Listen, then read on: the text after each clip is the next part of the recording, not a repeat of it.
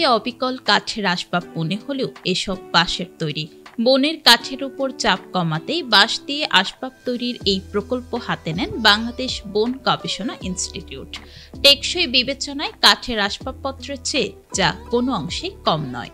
এর মধ্যে আছে chair, table, dining table, floor tiles, particle board, dressing table ইত্যাদি। সেগুন কাঠের চেয়ে অর্ধেক দামে পাওয়া যাবে এসব বাঁশের আসবাব, আর নিশ্চিন্তে ব্যবহার করা যাবে 2 থেকে 3 যুগ পর্যন্ত।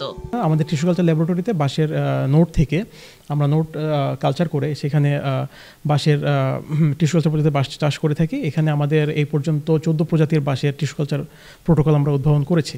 এই পদ্ধতিতে বাঁশ চাষের সুবিধা, টিস্যু কালচার পদ্ধতির সুবিধা হলো এখানে আমরা একটা নোট থেকে আমরা কালচার করে সাবকালচার করে বিভিন্ন ধাপ অতিবাহিত করার পরে টিস্যু কালচারের আমরা এখান থেকে অনেকগুলো চারা একসাথে পাচ্ছি, এবং এখানে কোনো আপনার টেম্পারেচার অথবা হিউমিডিটির কোনো ইফেক্ট নেই, যেহেতু এটা কন্ট্রোল করা হচ্ছে। তা এই পদ্ধতিতে আমরা হাজার হাজার চারা আমরা নার্সারিতে দিতে পারতেছি এবং আমরা ভোক্তা পর্যায়ে আমরা পৌঁছে দিতে পারছি। আমাদের লক্ষ্যটা হলো আমরা ভোক্তা পর্যায়ে বাঁশের চারাগুলো পৌঁছে দিয়ে এর মাধ্যমে বাঁশকে যে কাঠের অল্টারনেটিভ করে ব্যবহার করা যায় সেদিকে আমরা মূলত জোর দিয়ে থাকি।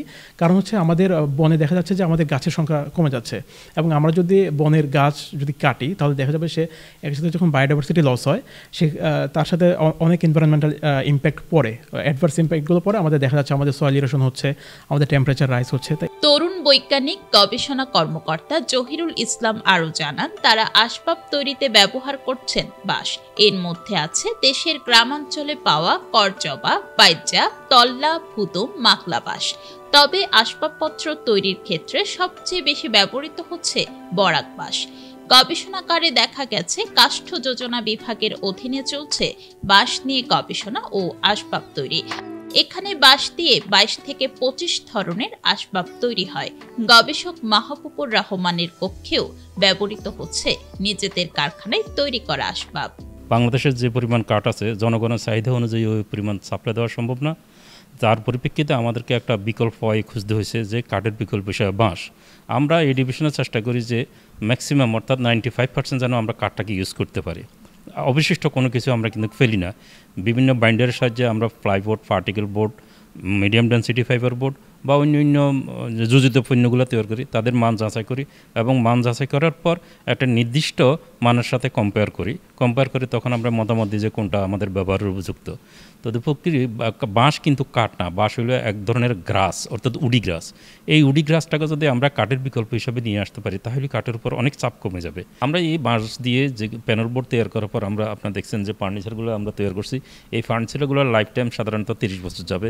কারখানা ঘুরে কর্মকর্তাদের সঙ্গে আলাপকালে জানা গেল 2005 সাল থেকে বাঁশ দিয়ে আসবাব তৈরির ভাবনা শুরু হয়েছিল, যার মূল লক্ষ্য ছিল বাঁশ দিয়ে স্বল্প খরচে ও পরিবেশ বান্ধব আসবাব তৈরি। গাছের বিকল্প হিসেবে আমরা বাঁশকে নিয়ে আসতে চাচ্ছি।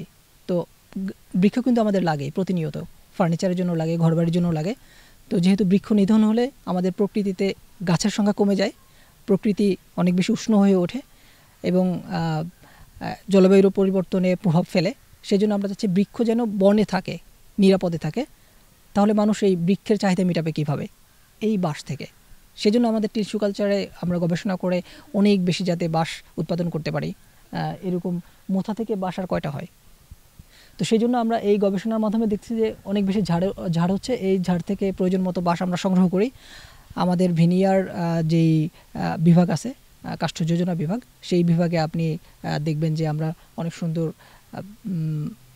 চেয়ার, তারপর টেবিল, বিভিন্ন ধরনের আসবাবপত্র তৈরি করে রেখেছি। বাংলাদেশে কাঠের বিকল্প হিসেবে পুরোপুরি বাঁশের ব্যবহার শুরু হলে কমবে বৃক্ষ নিধন, রক্ষা পাবে পরিবেশ, সাথে ঘটবে অর্থনৈতিক উন্নয়নও। মূলত এমন ভাবনাকে বাস্তবে রূপান্তরিত করতে বাঁশ দিয়ে আসবাবপত্র তৈরির গবেষণা চলছে বাংলাদেশ বন গবেষণা ইনস্টিটিউটে। অনুকা গুহ, বিশেষ প্রতিবেদন, চিটাগং লাইভ।